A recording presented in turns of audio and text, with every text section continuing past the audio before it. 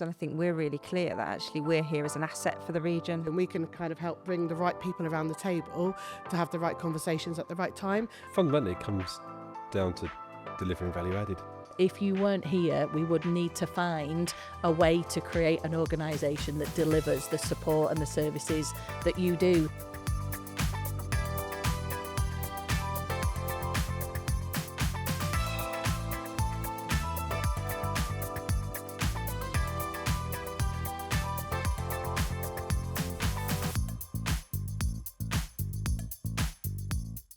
Hello and welcome to the Public Sector I Heart You Unplugged podcast series. I'm Rebecca Davis and today I'm joined by guests from our fellow regional organisations that work alongside us, Gillian, Stuart and Gillian, and I'm thrilled to really be leading the conversation today about the work that we do in the English regions, locally and with our communities and with our councils. So I'm just going to hand over to colleagues to talk a little bit about your organisations and share some of the breadth of work that you do and the geography that you cover. So Gillian.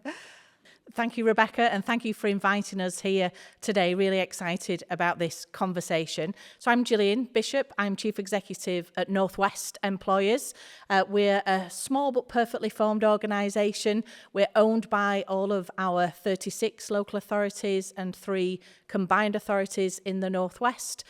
We are not for profit, and I know we'll talk about that a little bit further on in the conversation. But we are based in Salford, and we covered the whole of the North West. So we have 5 main sub-regions from Cumbria, Lancashire, Greater Manchester, Cheshire and Warrington, and Liverpool City region. Fabulous. Thank you. Stuart, do you want to tell us about your organisation? Hello, good to see you all today. My name's Stuart Young. I'm Executive Director at East Midlands Councils, and we're the voluntary membership body that works on behalf of all local authorities in the East Midlands, of which, including the Peak District National Park Authority, there are 40. And we provide the collective voice on behalf of local government and work on behalf of what their collective priorities are. And that covers a range of local growth, transport, asylum and refugee resettlement, HR support, and any other policy or programme delivery area that has a collective interest as a collective priority for local authorities in the region. Brilliant. Thank you. And Gillian? Yeah, thank you. Hi, so I'm a Director of Policy and Internal Services at South West Councils, and we have 29 local authorities in membership to our organisation. And similar colleagues, we're not-for-profit, all 29 local authorities own us, and we again cover lots of areas of work, including hosting the Strategic Migration Partnership, providing HR advice, providing policy support, most recently with the Voice of the South West, as well as learning and development training opportunities, and kind of being part of that local government family, but working as a collective for all of our local authorities in the region. Brilliant, thank you. And likewise, from West Midlands Employers' perspective, we're really proud to be owned by 31 of our councils.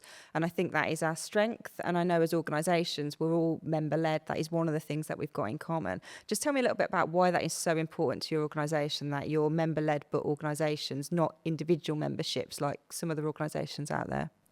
I'm happy to start that. As you say, we're really proud to be owned by our local authorities and combined authorities. And the real value of that is that we understand what their key priorities, key issues are, and we very much see ourselves as part of the local government community in the North West. You know, we speak to our chief execs, our leaders, our senior officers on a regular basis so that we really get to understand what their key priorities are, what their challenges are, and therefore the support that we offer is very much focused on their needs and can evolve as their issues evolve over time.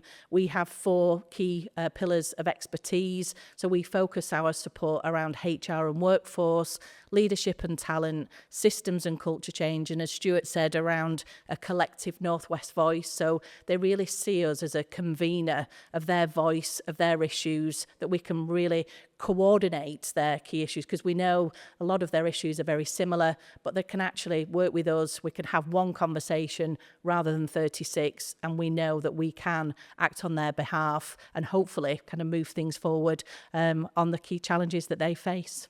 Providing that voice, that's a really quite important issue actually, because there are some issues that are specific to local authorities in the East Midlands. Now, there are some challenges that are common for all local authorities, But there's some challenges for local authorities and communities in the East Midlands that are quite specific, not least around the lack of public investment, not least around the lack of transport accessibility and strategic infrastructure. Now, those are the natural docking points for local authorities to work collectively together on, where there are a set of specific issues and a membership body that works on their behalf, delivering against their own priorities rather than necessarily what the national priorities are. That's part of East Midlands Council's role. And also, it's, in effect, there's a big gap between the local and the national, particularly in terms of policy and programme delivery. So we're a critical friend, we work on their behalf, we can advise, we can support, and we can also represent challenges, perspectives and opportunities back to central government. So with that bridge as well between local and national. But fundamentally, it's working on behalf of our member councils.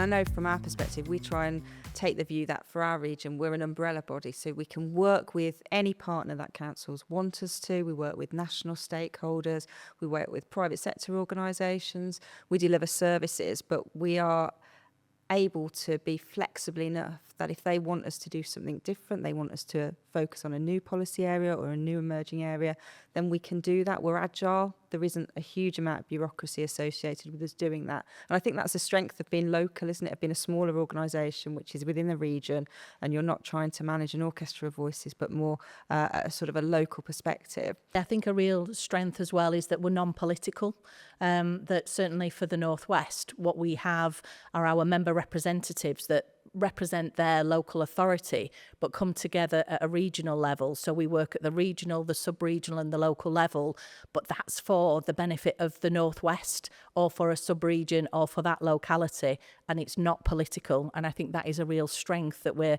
able to provide as well as organisations. Yeah. I think as well, you know, the benefit of being able to bring everyone together and have that one voice, you know, one voice is a lot stronger than 29 individual ones. So being able to bring people together to be able to sort of advocate on their behalf, I think is really beneficial for the region. It's also a case of being able to, you know, understand what the needs are, understand what the real challenges are across the region and be able to bring that together. I think that gives us in a good position to be able to be transparent and actually, you know, put together and put forward the issues and challenges that we all face, and try and help, you know, sort of to lobby to government, but also to work together and having that also that relationships and being able to bring the right people together. So being that link sometimes between local and central government, I think really helps. So when we need to respond to an emergency or crisis, you know, we can be turned to and we can kind of help bring the right people around the table to have the right conversations at the right time. And I think also that, you know, I think that's a real benefit for the region as well. Yeah, absolutely. And just on that, one of the key objectives and successes, I think, of regional bodies is that collective effort, that collective shoulder against the door. It adds additional substance to individual councils' representations. For example, if one council is making the point, or if 40 local authorities are making the point, 40 local authorities, a bit more substantive case that we enable them to push back. For example, against whatever their challenges and priorities are. For the East Midlands, we have a board comprising leaders of councils across the region. So while we are, in effect, politically led, it's not partisan. What you do see, and I think what regional bodies offer, is that umbrella to enable effective joint working between local authorities. It isn't necessarily partisan, and you see very good working relationships across the board. In terms of party politics. Very often, sometimes the challenges can be geographical organisation, not necessarily party political. And you're very right to Rose's point about flexibility. For us, that's one of the strengths. Work with, I sometimes refer to it as almost promiscuity in partnerships. You work with different partners at different times on different issues. If it makes sense, you're able to do it. And I think that's the strength, really, of smaller organisations where we can really just play into what those regional priorities or member priorities are, and focus our resources against that. And I think if you're a smaller organisation, you have to focus because you only have a limited set of priorities. And I think that's quite clear in terms of how we pull together our business plan, limited set of priorities, and try to make sure we deliver value added back to our membership. Yeah, absolutely. And it's trying to find the commonality, isn't it? And I think likewise, as an organisation which is politically led, it isn't political. We don't have group meetings. We don't make decisions based on party politics. It's based on commonality and decisions that are relevant to organisations. And I think that's quite refreshing.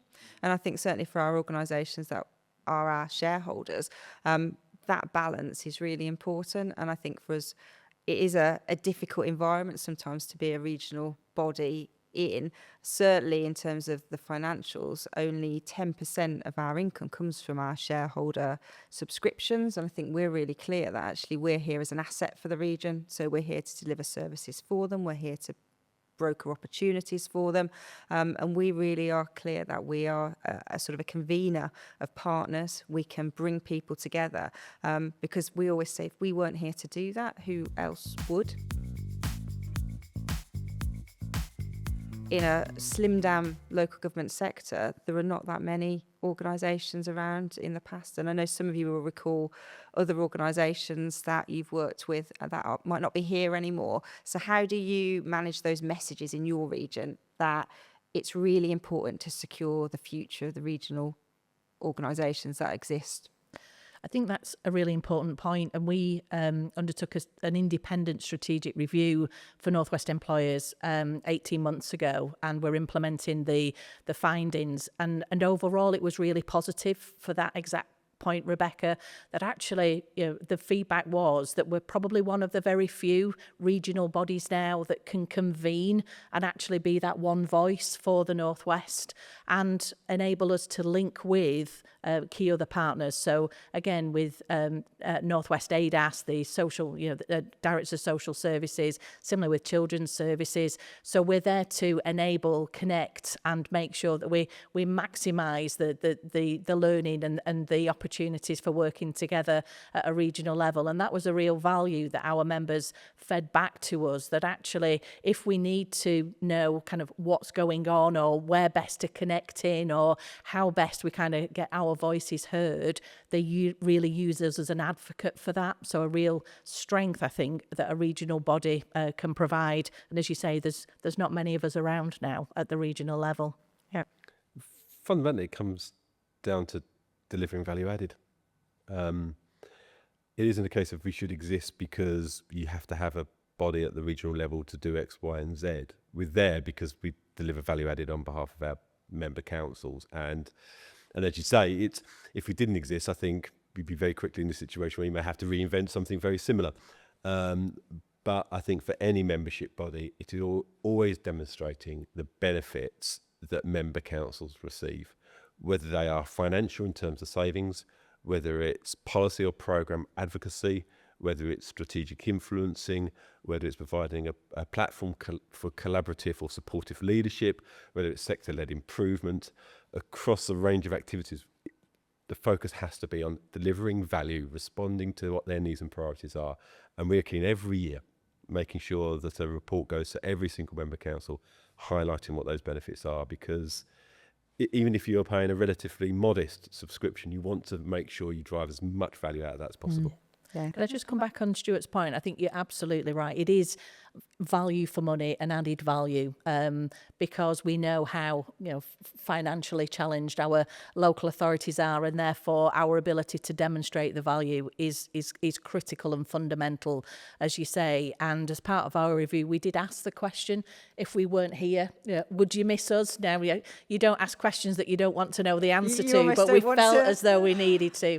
And exactly that. The answer was, if you weren't here, we would need to find a way to create an organisation that delivers the support and the services that you do. So that was really reassuring. And I know that value, is very much in each of our authorities and our regions as well. But we need to demonstrate the value add. And that's what we work hard to do, isn't it? Year in, year out.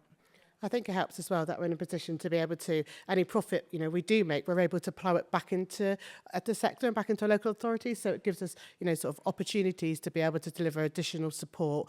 And also I think we're there, we can fill those gaps. So, when they're working in their local authorities more of a silo, we're able to have that strategic oversight and see where those gaps are and try and help sort of piece pieces of the puzzle together. I think that's what our value is really, is being able to give that sort of strategic oversight and pick up and make the links, I think, and in sort of the collaborative working. It's kind of like we're the ring holders, really, isn't it, of being able to pull it all together sort of into one place. Yeah, no, it's really, really important that we do that. I know from our perspective, we feel like we're always trying to demonstrate value, but we never quite hit it perfectly, you know, because there are so many different parts of organisations that we work with. They never quite see the work we're doing in a different part. So adult services might not see what we're doing in children's and see the value that we're having in HR, we're having in other policy areas. And it's hard to really get that overall view of impact, isn't it? Have you found things that work really well for your region about actually getting that message out there that you think, you know, that's probably the way which we want to do more in the future?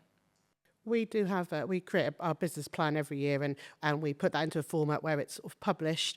We get input from our members, those from our Resources Management Committee Board. It goes to our South West Councils, which are, you know, all of our leaders from across the South West. So everyone gets a chance to input that. And then so it covers the whole breadth of the work that we cover, like I say, everything from the migration to the HR, to the policy support. And we kind of try and cover that off to try and share that message. And if we have it in one place, we can kind of share that and people can understand it, try to understand what we do. We also try to have our high-level objectives that cover the breadth of what we do as well, so people can kind of understand at a top level what we're trying to achieve. It is difficult. I'm not sure we've got it right. Perhaps we throw everything at it, because at the one level, yeah, we speak regularly to chief officers and chief execs, council leaders, portfolio holders, but that is only a very small proportion, cross-section of local authorities, and of course, different teams, different service areas in local authorities have different levels of exposure. So we try to make sure, or we try to communicate as much as we possibly can in terms of making sure our partners, our member councils, understand what we do on their behalf. But it is a challenge because the councils are so large, many of them, different roles, different responsibilities. And very often, the people that you work with, that will be the natural docking point with that local authority. So getting the message out there more widely is always a challenge. We do send out a briefing, policy brief every week that we send to all councils, nigh on 2,000 of them in the region. But that itself is only one part of the story. And you're absolutely right. It's different levels, different messages, different ways to communicate. It's just making sure that it's not just telling them what we do, but it's also enabling them or providing them with opportunities to be involved, to work with us in terms of our work programme, whether that's informing our work or whether that's taking part in the CPD we do, the training, the workforce development, the knowledge briefing events. It's a key area that we need to make sure that all councillors and officers have an opportunity to at least take advantage of membership of EMC. Yeah, absolutely. And you do something quite unique, don't you, where you try and highlight the value you've saved. Tell us a bit more about how you do that. It's that horrible American phrase of almost monetarising things, isn't it? But we look at the range of services that we provide across HR, workforce development, training, wider support, discounted services, networks, discounted procurement, and we consultancy, direct support and intervention. And we basically put a conservative figure on that, so we tend to underinflate. But it does help every year when you are putting or providing, sending out an invoice for X amount for the subscription. You say, oh, by the way, look at all these services that your council has accessed.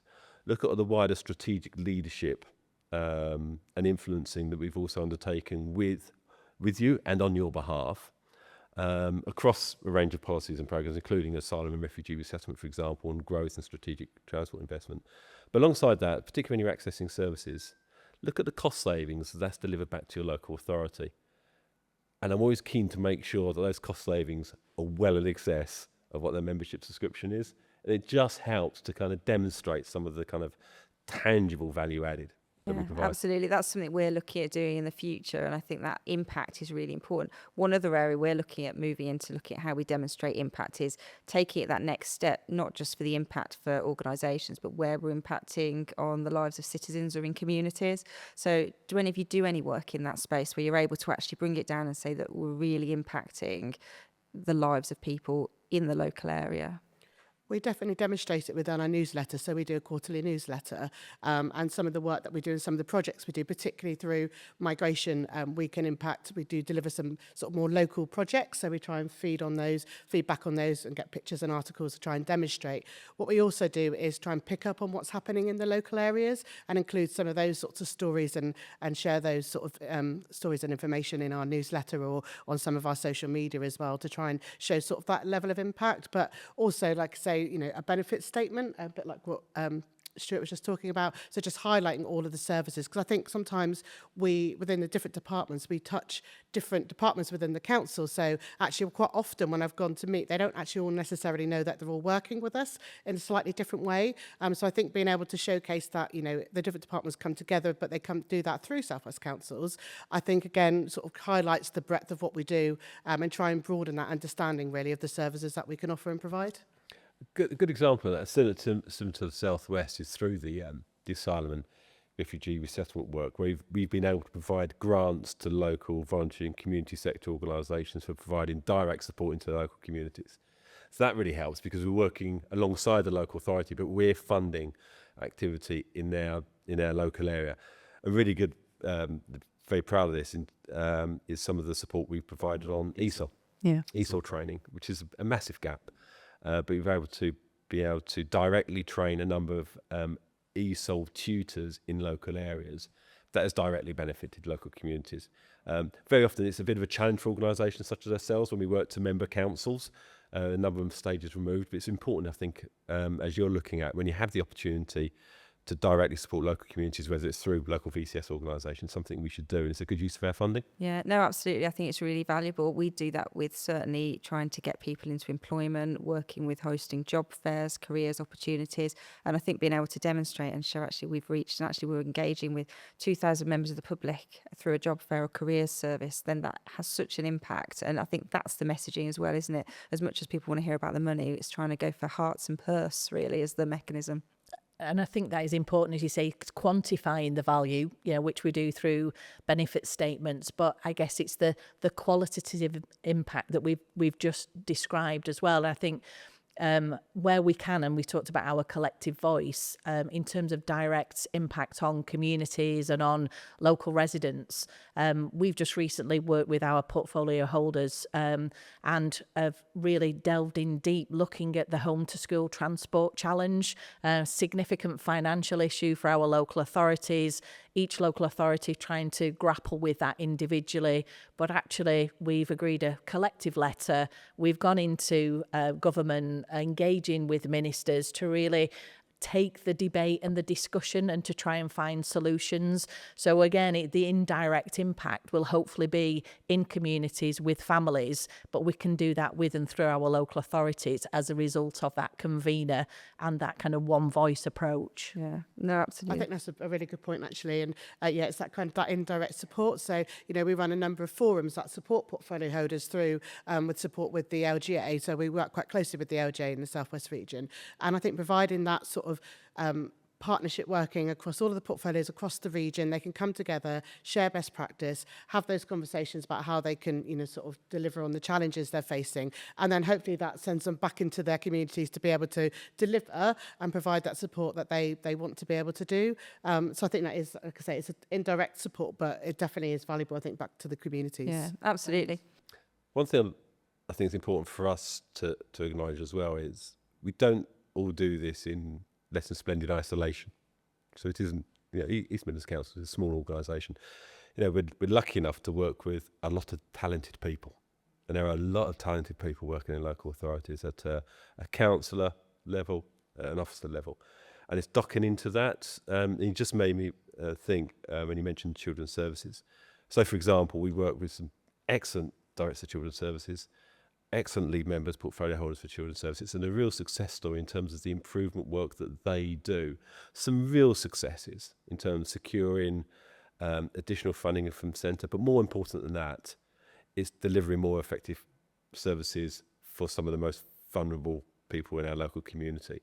But it is a strength of our organisation, being able to convene, because there are some excellent people working in local authorities. And if we can contribute to that, that's credit. But we're lucky enough to be working with some very good councils. No, absolutely. And we work with councils. There are certain things that they'll want to do themselves, but when actually there's a collective ask, we're one easy way of having that ask into central government. We're one easy way of having that dialogue with other partner bodies and sector organisations. And I think we make it easier for them as well. I think they actually quite value that they can just speak to one organisation and it gets disseminated or filtered out across the whole West Midlands. And I'm sure that's similar in your regions.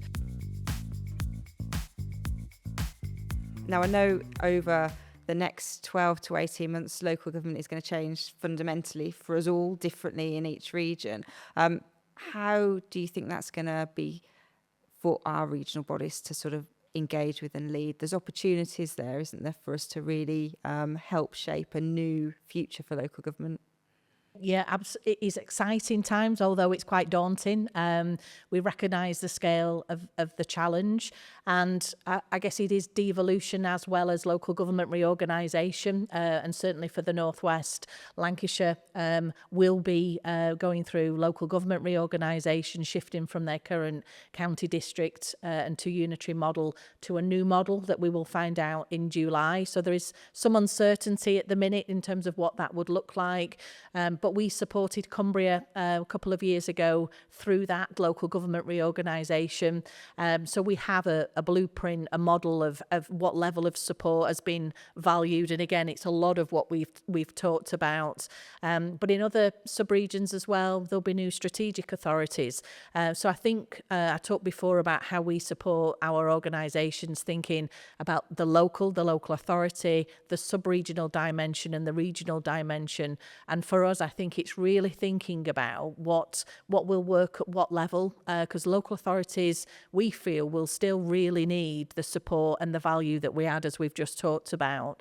But as we work now with our existing combined authorities in Greater Manchester and Liverpool City region, we will have 3 more of them, and their focus around the strategic issues are the same but different. So we need to evolve and, as we say, be fleet of foot and innovate in terms of how we support them as they grow further or kind of come into being. But also, I think the national and regional, so the regional voice and the interface with national will still be really strong. But that is a piece of work that we'll be doing over the next 6 to 12 months to really think about how we focus our energy. But I think, as you know, as colleagues have said, we do that with our authorities. We don't do that in isolation. So it'll be co-produced, kind of collaborative and conversations around how we work together to achieve that.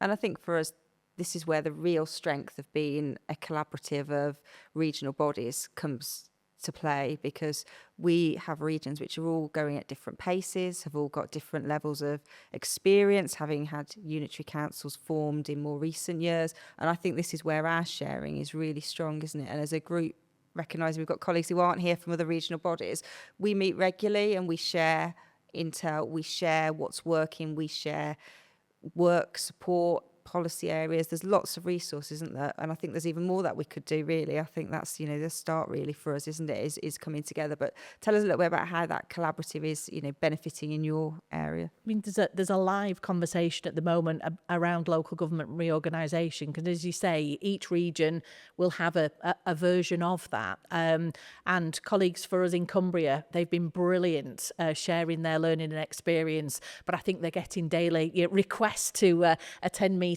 or share. So again, with a number of colleagues across the regions, our counterparts, there are live conversations around, well, how do we have one sharing events for our elected members, for example? It's online, where it doesn't matter how many numbers, but actually the strength will be colleagues coming together from different regions to share and learn their experiences and to hear from people that have actually been through the process. So again, not just about doing it once in the region, how can we create that national infrastructure to support each other? So real great examples in the pipeline at the moment.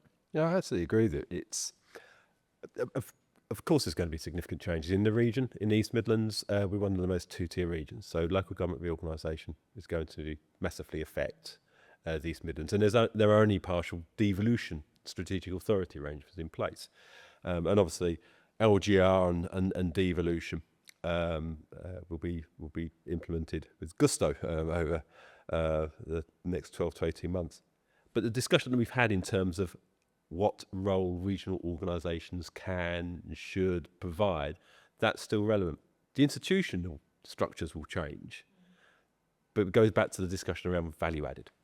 And fundamentally, while there may be fewer local authorities, if there is a role and there is a need and support, absolutely organisations can still play into that space.